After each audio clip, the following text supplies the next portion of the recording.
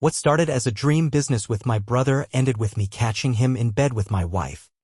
I've always played it safe. 9-to-5 job. Paycheck every 2 weeks. Health insurance. The whole responsible adult thing. But deep down, I always wanted more. I wanted to build something for me, not for some random boss in a corner office who didn't know my name. So last year, I finally did it. I quit. I left behind the corporate grind and went all in on starting my own digital marketing agency. No safety net. No fallback plan. Just me, a laptop, a coffee addiction, and a whole lot of hope. But I wasn't doing it completely alone. My younger brother, Ryan, offered to help. He's 5 years younger, fresh out of grad school, and one of those annoyingly charismatic types. You know the kind. Says the right thing, smiles the right way, and somehow everyone just likes him. At first, I thought it was a perfect match. I'd handle the back-end stuff, websites, ads, data, and he'd do what he does best, talk to people. We set up shop in my garage. Had whiteboards, folding chairs, and a Costco coffee maker that sounded like a dying raccoon. But honestly, it felt good.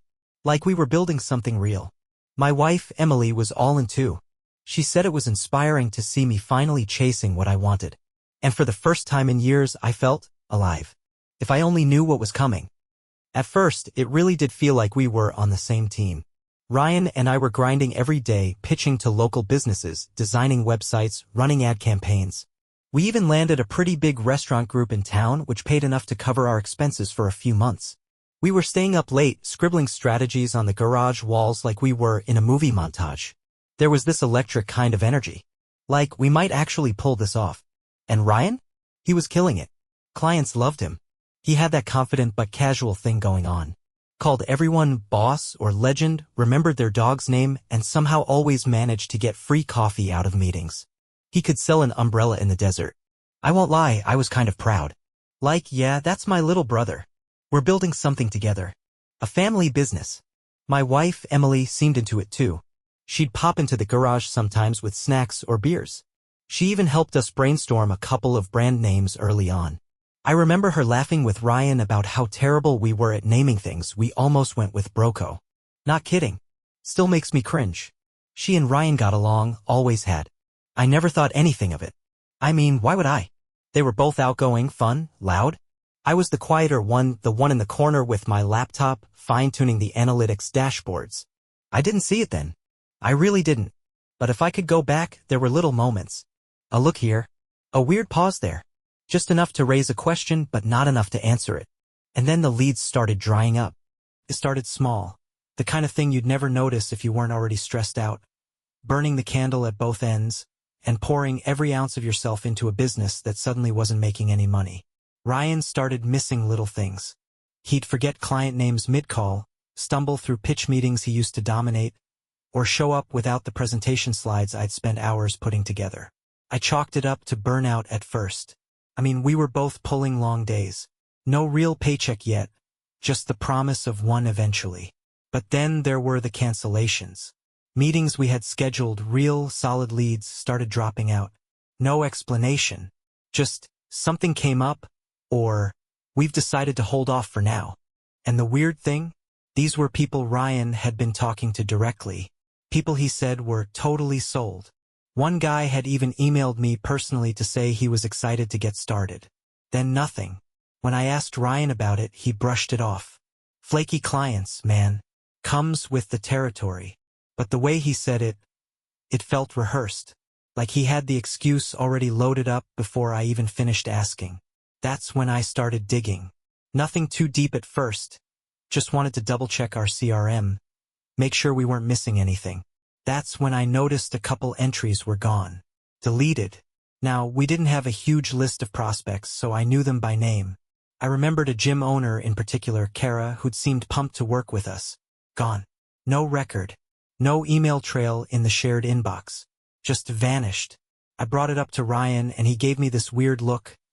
Like a split second of panic before he put on his usual grin. Oh yeah. She decided to go in a different direction. I meant to clean that one out. Except he never cleaned the CRM. I always did that. And then I remembered something else. A few days earlier, I saw him typing an email on his phone. Real focused, and when I walked into the room, he locked the screen without saying a word. It didn't hit me then, But now, I couldn't unsee it. Was he talking to our clients behind my back? Taking them for himself? Was he planning to branch out? Cut me out? I didn't want to believe it. He was my brother, for God's sake. But something wasn't right. And the worst part? That wasn't the only weird vibe I was picking up lately. Emily and I had been married for 6 years. Not perfect, but stable. Solid. The kind of couple that had a routine, inside jokes, a shared Amazon account, and matching pajama pants we never wore at the same time. You know, real married. But over the past month or two, something had shifted. It wasn't dramatic. It was subtle. Like a draft in a room you can't find the source of. First, it was just the silence. I'd come in from the garage at the end of the day. Sweaty, wired on caffeine and failure. And she'd be on the couch, scrolling through her phone, earbuds in. No. Hey babe, how was your day?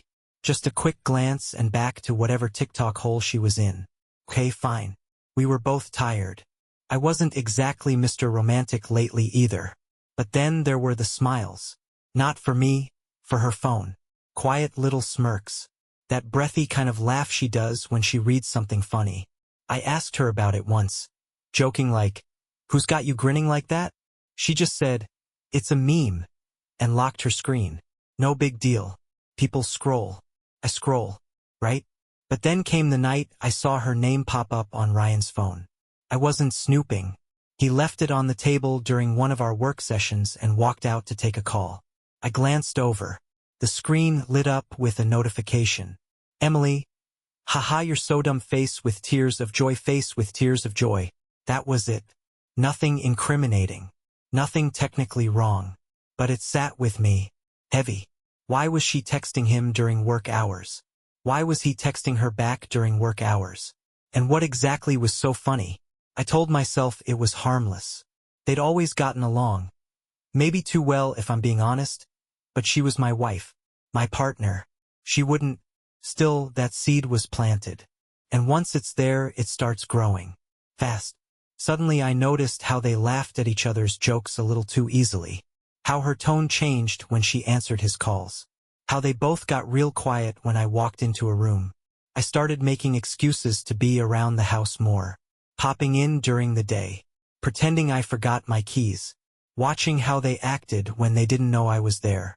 I didn't find anything concrete. But the distance between us was no longer subtle. It was real. And it was growing. It was a Wednesday night. Nothing special. I'd been in the garage all day, buried in spreadsheets and trying to make sense of why our business was flatlining. Ryan had flaked on a call with a potential client again, and my nerves were shot. I felt like I was the only one holding the damn ship together. Emily had gone out for girls' night. Said she was grabbing drinks with some old coworkers. Cool. Whatever. She hadn't gone out in weeks, and I figured she could probably use a break from the zombie I'd become. Around 10:45 p.m. I realized I left my phone charger in the car. Typical. I stepped outside, barefoot, hoodie on, tired. The neighborhood was quiet, that kind of dead silent suburban calm that almost makes you forget anything bad could ever happen. That's when I saw it. Parked 2 blocks down, just past the corner, a silver Honda Civic. Same make, same scratches on the rear bumper. It was Ryan's car. I stood there for a second, staring at it like I'd never seen a vehicle before. Just processing. Why was he here? No lights on in the house. No music. No text from him. Nothing. So I waited. Dumb probably. Just stood there with my arms crossed like a discount Batman watching from my driveway. A few minutes later, the porch light flicked on inside the house. Then the front door opened. And out stepped Emily. Alone. She didn't look around. She didn't hesitate. Just walked down the front steps with her head low like she'd done this before. She turned the corner and disappeared. Seconds later, Ryan's headlights blinked on. He pulled off slowly, no screeching tires or dramatic exit. Just casually drove away.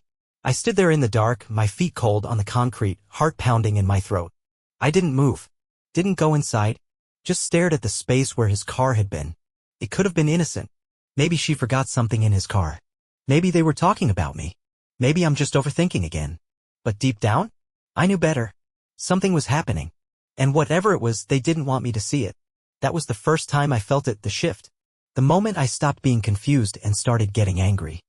After that night, everything changed. Not on the outside, not yet. I still smiled when I needed to, still pretended to laugh at Ryan's dumb stories, still kissed Emily on the cheek every morning like nothing had happened. But inside, I flipped a switch. No more doubt. No more denial. I wasn't going to confront anyone without proof. I knew how that would go. Denials, gaslighting, you're being paranoid, the whole playbook. So I started paying attention. First thing I did was check the home Wi-Fi. We have one of those mesh systems that tracks every connected device. It's buried in the admin panel, but it's there every login, every time someone hops on the network. 2 nights after that weird front porch scene, Ryan's phone was connected to our Wi-Fi at 11:07 p.m. Emily had told me she was at her mom's. I took a screenshot. The next day, I set up a dummy Google account, created a shared calendar and invited both Emily and Ryan under fake names just to see if either of them would bite. I added a fake event titled Client Call, 8 p.m. Broco Marketing with the address set to a local co-working space. Neither responded. But at 8:05 I got a ping from the building's public Wi-Fi log. Ryan had connected. Emily didn't show up, but it was a clue. A small one, but it told me they weren't even trying to cover their tracks that well. Then I checked our shared credit card. I hadn't really looked closely before. She handled most of the household expenses and I trusted her, or I used to. That's when I saw it. A $112 charge at a boutique hotel downtown. The kind with fancy soaps and mood lighting. Booked at 2 p.m. on a random Thursday. She told me she was running errands that day. I cross-referenced it with Ryan's phone location using Find My iPhone. Yes, he gave me access months ago to help recover it when he lost it at a bar. He forgot I still had it. His phone pinged near that same hotel, same day, within the same hour. Another screenshot. My stomach twisted. I wasn't just suspicious anymore. I was building a case. It felt sick. Dirty. Like I was spying on the people closest to me. But I couldn't stop. Not now. I didn't know exactly what I'd find yet. But I knew one thing for sure. Whatever this was, it was real. And I wasn't crazy. It was a Saturday afternoon. Quiet. Almost too quiet. Emily was out grocery shopping and Ryan had conveniently taken a mental health day, which for him usually meant brunch and day drinking. I was at home, sitting on the couch, laptop open, trying to work, but let's be real. I couldn't focus on anything except the growing pit in my stomach. I'd collected breadcrumbs, late-night visits, hotel charges, suspicious pings on Wi-Fi, but I still didn't have anything undeniable. Until I did. It happened completely by accident. I was going through our shared iCloud account, mostly just looking for an old tax document, when I noticed something weird, a batch of synced photos in a hidden album. Now, before you jump to conclusions, yes, we shared the cloud account mostly for backups. I didn't usually go digging around. But that day, curiosity got the better of me. And there it was. A selfie. Emily. In a hotel mirror. Hair done, makeup perfect, wearing lingerie I'd never seen before. She looked happy. Effortlessly beautiful. The kind of glow you get when you're excited about something. Or someone. My heart started racing. The next photo? Same room. Different angle. Ryan. Shirtless. Taking the photo in the reflection behind her, not even trying to hide it. I stared at the screen for a long time. Felt like the air got sucked out of the room. Like I left my body for a second and watched myself go completely still. There it was. Undeniable. Tangible. Real. Not a gut feeling. Not a theory. Not a spreadsheet of sketchy behavior. Just a photo. So casual. So smug. I should have been furious, and part of me was. But honestly, I felt numb. Like I'd been expecting this and now the universe had just confirmed it with a middle finger. My wife.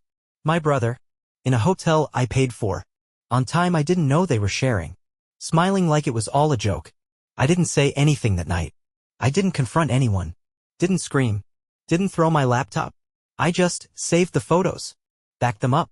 Put them on a flash drive and tucked it inside a book on the shelf just in case. Because this wasn't just about emotions anymore. This was about leverage. And something told me I was going to need it soon. The hardest part? Pretending like nothing had changed. I ate dinner with Emily that night. She made pasta. Sat across from me like she hadn't just shattered everything we built. Laughed at something on her phone. Probably texting him. I nodded. Smiled. Even complimented the sauce. You want to know how you survive a moment like that? You turn off a piece of yourself. You numb the part that cares. You treat it like a chessboard. Cold. Strategic. That's what I did. The second I saw that photo, something in me shifted. The part of me that wanted to yell, to rage, to smash every dish in the house. I buried it deep, because I wasn't going to let them win. This wasn't just about my marriage anymore, or my business. This was about me. I wanted my exit to be clean, quiet, smart. First step, protect myself financially. I opened a separate checking account under my name only, different bank, no online trace. Moved small amounts of money into it daily, just enough not to trigger any alerts. Refunds from subscriptions. Paused all automatic payments. Then I checked the business account. And that's when I noticed something I'd missed before, 2 invoice payments marked as paid, but I'd never seen the money hit our balance. I dug deeper. They'd been routed through a third-party processor Ryan set up for backup a while back. I barely paid attention at the time. Trusted him. But now I saw it for what it was, a siphon. A quiet little funnel pulling money out of our shared account into his. I took screenshots. Downloaded statements. Saved email threads. Evidence. Every piece. I wasn't ready to go scorched earth yet. Not yet. But I needed options. Next step, passwords. I changed mine, every single one. Bank logins, social media, cloud storage, even the damn Netflix account. 2-factor everything. Locked it all down. I also placed a tracker on Ryan's laptop, a little monitoring software I'd used back when we had interns just to keep an eye on productivity. He had no idea it was still active. Within hours, I saw something interesting. He was working on a new proposal. Same kind of services we offered. Same style, even. But with a new name, Ryan Co. Media. Wow. No call. No heads up. Just setting up his own business behind my back while sleeping with my wife and robbing our clients. Classic. I closed my laptop and took a breath. Okay. Game on. There's a moment where you stop asking why people betray you. You just accept that they did. And then you ask yourself, what are you going to do about it? I had the receipts, the photos, the stolen payments, the flirty texts. I even had IP logs showing Ryan was logging into client accounts without me. Now I just needed a way to put it all in motion, without tipping my hand too early. That's when I got an idea. Ryan had been working on that new business proposal, Ryan Co. Media, because apparently originality isn't part of betrayal. He was using our client templates, our data, our work, just rebranding it slightly. So I reached out to one of our former clients, a guy named Ben who owned a chain of local gyms. Ben liked me. He didn't like Ryan. I told him the truth, mostly. Said we'd had a falling out. That I suspected Ryan was trying to poach old clients. Asked if Ben had heard from him. Oh yeah, he said. Ryan reached out last week. Perfect. I asked Ben if he'd be willing to help me out. Nothing dramatic. Just take a meeting with Ryan. Act interested. Ask a few questions. And forward me the proposal afterward. Ben agreed, no hesitation. Said, if this is going where I think it's going, I got your back. 3 days later, I had the full PDF Ryan sent him. It was a complete rip-off of a campaign I wrote 2 months ago, word for word. He didn't even bother to change the bullet points. Just slapped his new logo on top and called it his. I printed it. Added it to the folder I'd started keeping under the floorboard in the garage. At this point, I wasn't even angry. I was just collecting pieces. It wasn't about revenge anymore. It was about control. I'd spent months feeling powerless. Watching my marriage rot, my business crumble, my own brother twist the knife while smiling in my face. But now I had something he didn't. Patience. And Emily? She was next. I started watching her schedule more closely. When she left the house. When she came home. When she said she was running errands and would come back 2 hours later without a single grocery bag. One morning, I told her I had an early client meeting out of town. I even packed an overnight bag and left before sunrise. Then I parked 3 blocks away and waited. At 9:17 a.m., Ryan's car pulled into my driveway. By 9:20 they were inside. I stayed in the car. Didn't confront. Didn't storm in. Just snapped a few photos from a distance. The last piece I needed. That night I came home like normal. Kissed her on the cheek. Asked how her day was. She smiled. Just errands. I smiled back. And in my head, I was already building my exit plan. There's a kind of calm that comes right before you flip the table. Not the dramatic movie kind where someone shouts and everything shatters. No, this was quiet. Cold. Precise. I'd been planning it for 2 weeks. The folder of evidence was complete. Photos, screenshots, bank records, that hotel selfie with Ryan's half-naked reflection in the mirror, a printed invoice from a client he siphoned, GPS data, even a page with Find My iPhone pings for good measure. I organized it like a portfolio, like I was pitching a campaign. Because, in a way, I was. A campaign to burn it all down without raising my voice. The setup was simple. I told Emily I was planning a client dinner, something important, big opportunity, maybe even a partnership. Said I wanted to do it at the house to save money, impress the guy with a more personal touch. She offered to cook. Perfect. I invited Ryan too. Said I wanted him there to help close the deal. They both agreed. No suspicion. No hesitation. Game on. Friday night. 6:30 p.m. Emily's in the kitchen making her special lasagna like this isn't the last dinner we'll ever have together. Ryan shows up with a bottle of wine and that smug little "I'm the fun brother" grin. They still think I'm in the dark. At 6:45 I step outside to make a call. That's when Ben, the client who helped me, walks in. Except he's not alone. He brought his business partner and my lawyer. Yeah, that kind of dinner. I come back inside and the look on Emily's face is the first crack in the facade. She wasn't expecting guests. Ryan's smile falters for just a second. And then I set the folder down on the table. No dramatic speech. Just, before we eat, there's something I want you both to see. Silence. Ryan opens the folder. Flips a few pages. Stops on the selfie. Emily leans over. Goes pale. She whispers, "What is this?" Then speaks first. Calm, cool? Looks like we've been pitched the same campaign twice. That's interesting. My lawyer chimes in. And someone's been stealing funds from a joint business account. Also interesting. Ryan looks at me like he just got pushed off a cliff. Emily looks like she's about to cry. I sit down. Fold my hands. Stare straight at them. You two think I'm stupid? No one says a word. The silence stretches so long it almost creaks. I break it one last time. I suggest you both leave. Now. Before the next conversation involves a courtroom. Ryan stands up first. Doesn't even try to argue. Emily lingers. Opens her mouth like she wants to explain, then closes it. They walk out together. I wait until I hear the front door click shut. Then I let out the longest breath of my life. Not victory. Not relief. Just release. And for the first time in months. The house is quiet. The house was still. The kind of quiet that isn't peaceful, just hollow. Like the echoes are still bouncing off walls that used to feel like home. After Ryan and Emily walked out that night, I didn't move for a long time. Just sat at the dining table staring at the half-cooked lasagna and 3 untouched wine glasses. I thought about tossing the whole thing into the trash, but instead, I wrapped it up and put it in the fridge. I don't know why. Maybe I just needed to do something that felt normal. The next morning, I filed the paperwork. Separation. Civil fraud complaint. Demand for financial records. My lawyer had everything prepped. We'd been building the case quietly, so it only took a few clicks to set the wheels in motion. By the end of the week, Ryan's business account was frozen. The processor flagged him for violating terms of service. Clients I'd spoken to personally, the ones who stuck with me, started forwarding his shady emails without me even asking. He tried calling once. Didn't leave a voicemail. I didn't pick up. Emily moved in with her sister. I didn't ask where. I didn't care. She texted once, late at night. "I'm sorry. I never meant to hurt you." I stared at it for a while. Then I archived the conversation. There was nothing left to say. The thing no one tells you about this kind of betrayal is that the worst part isn't the shouting. It's not the confrontation, the shock, or even the heartbreak. It's the silence afterward. It's eating breakfast in a chair where she used to sit.